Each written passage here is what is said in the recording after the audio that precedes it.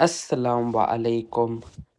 Welcome to this Tawheed series. This is an important and valuable series. There is barely anyone that's covering this content whatsoever, and it's such beneficial content that one must spend time learning. I've put this series together to go in as much depth as I possibly can about the Tawheed.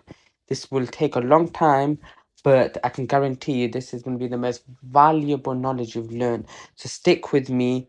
Please follow me. Please share this. Please share it with everyone. Every time you're teaching other people, you're getting rewarded. It's so easy just to get reward just like that. So today I'm going to be talking to you about the different categories of Tawheed and try to do some explanation. I'll try and do as much as I can today, but I want to go into as much depth as I possibly can. And yeah, that's really what I want to do. Let's first of all start by saying Bismillah ar-Rahman ar-Rahim. Alhamdulillahi wassalatu wassalama ala rasulillah alihi washabihi ajma'in. Amma ba'd. So we start off every episode with praising Allah subhanahu wa ta'ala for all the blessings Allah subhanahu wa ta'ala has bestowed in our lives. We cannot count how many blessings we have been, Allah subhanahu wa ta'ala has bestowed in our lives, but we still tend to complain. So learn to thank Allah subhanahu wa ta'ala in your du'as when making du'a at the start to show your gratitude towards him, and then follow on by asking for what you want to ask for and making dua for others. But anyway, let's get into it. So in this series I'm going to be going over the Kitab al Tawheed, which is about the oneness of Allah subhanahu wa ta'ala. We may say, we know that, Allah subhanahu wa ta'ala, is the one that is worthy of worship. He is our creator, but we need to go into a lot of detail to really understand, the three categories of Tawheed. And the commentary is by Sheikh Muhammad bin Salih Al Uthmain. So, this is a very reputable source. So, whatever information I'm giving you is, it's authentic, and, you're going to really benefit from it. I'm going to get straight into it now. So in the Sharia, there's three categories of Tawheed. There's Tawheed al-Rububiyyah, which is the oneness of Allah subhanahu wa ta'ala in his lordship. There is al-Tawheed al-Uluhiyyah, and there's al-Tawheed al-Asma was-Sifat. Tawheed al-Uluhiyyah is the oneness of Allah subhanahu wa ta'ala in worship. Rububiyah is the oneness of Allah subhanahu wa ta'ala in lordship, and At-Tawheed al-Asma was-Sifat is the oneness of Allah subhanahu wa ta'ala in his names and attributes, 99 names and attributes that he has. And in Surah Maryam it says in verse 65, Lord of the heavens and the earth and all that is between them, so worship him alone and be constant and patient in his worship. Do you know of any who is similar to him? So I'm going to first go over the first category in as much detail as I possibly can, which is Tawheed al-Rububiyyah, which is to single out Allah subhanahu wa ta'ala. He's the mighty and sublime with creation, ownership and control. It is to single out Allah with the creation is for single out Allah with creation is for one to believe that there is no creator except Allah. Surah Al-Araf, verse 54, it says, surely his is creation and commandment. This sentence indicates al-hasr, restriction, since the predicate was brought forward because to bring forward what we shall come later shows the restriction. And it says, is there any other creator other than Allah who provides for you from the sky and the earth? Surah Al-Fatir, verse 3. This verse in itself demonstrates that the creation is exclusive to Allah subhanahu wa ta'ala alone, because the interrogative came in the sense of a chant. As for what has come in the text, which affirms a creator other than Allah, as in his saying, the exalted, blessed is Allah, the best of creators. Surah Al-Mu'minun, verse 14. And such as the statement of the Prophet Muhammad sallallahu regarding picture makers when they were told, bring to life what you have created. This does not refer to real creation.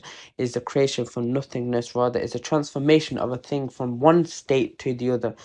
In addition, it is not inclusive. It is only restricted to things humankind can manipulate, which is restricted in scope.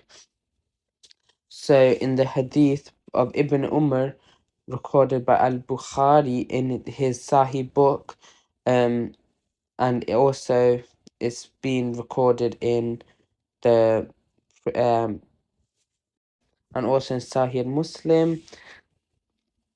So as for singling out Allah subhanahu wa ta'ala, the mighty and sublime with ownership, it is believed that no one owns the creatures except their creator, as Allah the Exalted says in Surah Ali Imran verse 189, Allah is the dominion of the heavens and the earth.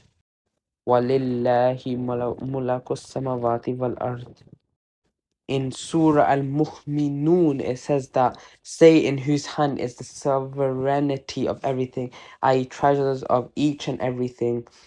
As regard to what has come in the text that affirm ownership for other than Allah, such as is saying the exalted, except from their wives or the captives and slaves that their right hands possess, for them there is free of blame. Surah Al-Mu'minun, verse 6. And Surah Nur, verse 61, and it say, all from that way off you possess its keys. So this refers to restricted ownership, which only covers a small aspect of creation. For example, a man can only own what he possesses and not what belongs to someone else. As such, is a defective ownership in this attribute. One may not have full control over what he possesses, and for that reason, he may not use them except he is permitted according to the Sharia. For example, if he intends to burn his property or punish his animal, we would say this is not permissible. However, Allah glorious is He generally and perfectly owns everything. As for singling out Allah with control, is for the person to believe that no one controls affairs except Allah alone, as He the Exalted says, say, O Muhammad sallallahu alaihi wasallam, who provided for you from the sky and from the earth, and who owns the hearing and the sight, and who brings the living from the dead and brings out the dead from the living, and who disposes the affairs? They will say, Allah. Say, will you not then be afraid of Allah's punishment for setting rivals in worship with Allah? Such is Allah, your Lord in truth. So after the truth, what else can there be save error? How then are you turned away? Surah Yunus, verse 31 and 32. In relation to a man's control, it is restricted to what he possesses and what is permitted in the Sharia. This form of Tawheed was not opposed by the polytheists among whom the messengers were raised. They affirmed it, as Allah the Most High says. And indeed, if you ask them who has created the heavens and the earth, they will say the Almighty, the All-Knower created them. Surah Zukhruf, verse 9. So they affirm that Allah is the one who disposes affairs, and it is He in whose hand is the dominion of the heavens and the earth. No one is known among humankind to have rejected it. No creature has ever said that the universe has two equal creators, so no one has ever denied Tawheed al-Rububiyyah, whether by way of rejection or associating partners with him in that, except what Fir'aun did. He rejected it out of arrogance. He rejected Allah's lordship and his existence, and Allah says, telling about him, and he said, I am your Lord, the most exalted. Surah Al-Naziyat, verse 24, and I do not know of any other deity for you other than me. Surah Qasas, verse 38. He said this out of arrogance, for he knew certainly that he is not the Lord, as Allah the Exalted says, and they belied them the signs wrongfully and arrogantly, though the ownership was convinced therefrom. Surah Number, verse 14. Allah also says, while quoting Musa alayhi salam during his argument with him, Pharaoh, verily you know that these signs have been sent down by none but the Lord of the heavens and the earth. He in himself affirms that the Lord is Allah the mighty and sublime. I'm going to be continuing with the second episode, continuing with Tawheed al-Rububiyyah. So I'll see you in the next episode. Assalamu alaikum wa rahmatullahi